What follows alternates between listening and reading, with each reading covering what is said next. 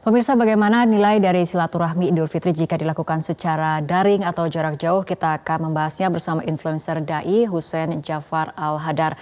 Assalamualaikum Habib Hussein. Waalaikumsalam.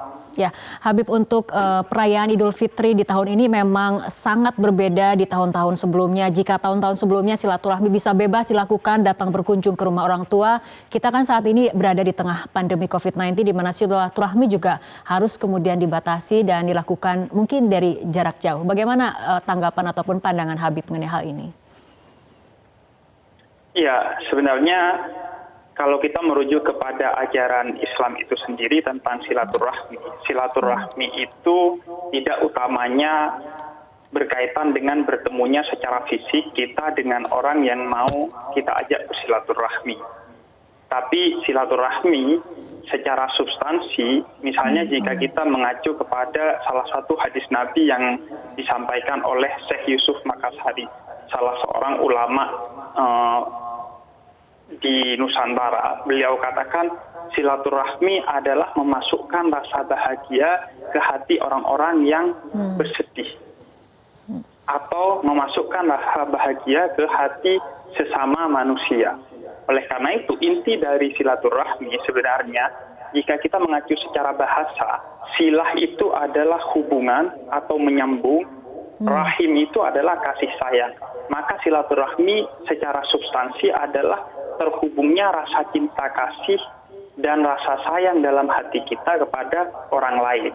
Maka jika kita mengacu kepada hal ini, secara simbolik tidak mesti dengan pertemuan fisik dengan fisik, tapi pertemuan secara virtual melalui media-media online, atau bahkan mereka yang bahkan tidak bisa mengakses internet, misalnya di satu perkampungan dan mereka orang tua yang tidak ramah dengan gadget, tidak terbiasa dengan gadget, mereka betul-betul putus hubungan dengan anaknya secara komunikasi. Maka jika si anak dan si orang tua tersambung hatinya, saling mengasihi, saling memaafkan, dan saling menyayangi, itu sudah dihitung silaturahmi.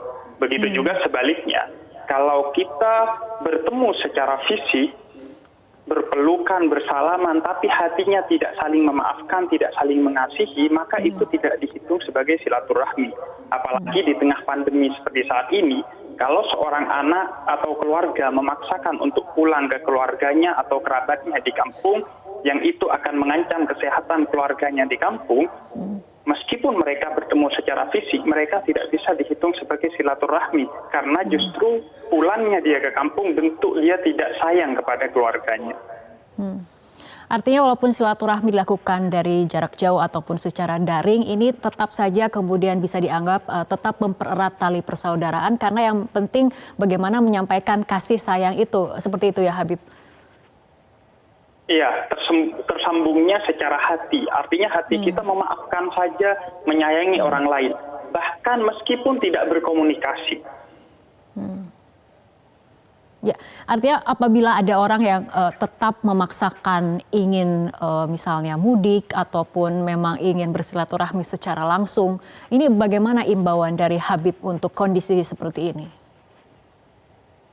Iya, jika ada orang yang memaksakan, maka itu bukan hanya kontra dengan nilai-nilai yang seharusnya ada pada silaturahmi, yaitu saling menyayangi. Kalau kita memaksakan dan menyebabkan keluarga kita terancam COVID-19 karena kehadiran kita di kampung atau karena pertemuan kita di satu kota untuk niat silaturahmi, maka artinya kita tidak sayang kepada keluarga kita karena mengancam mereka dengan penularan COVID-19.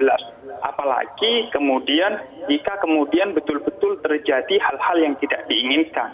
Misalnya ada keluarga kita yang akhirnya terpapar COVID-19 karena silaturahmi kita dengan mereka. Dan apalagi jika sampai ada yang harus kemudian kehilangan nyawa karena memaksakan untuk silaturahmi, maka Al-Quran katakan siapa yang menyebabkan hilangnya nyawa seorang lain, maka ia seperti menghilangkan nyawa seluruh umat manusia di muka bumi ini. Dan memang ajaran Islam sedari awal mengatakan bahwa ad-dinu yusrun, agama itu mudah. Yang mempersulit itu seringkali manusia.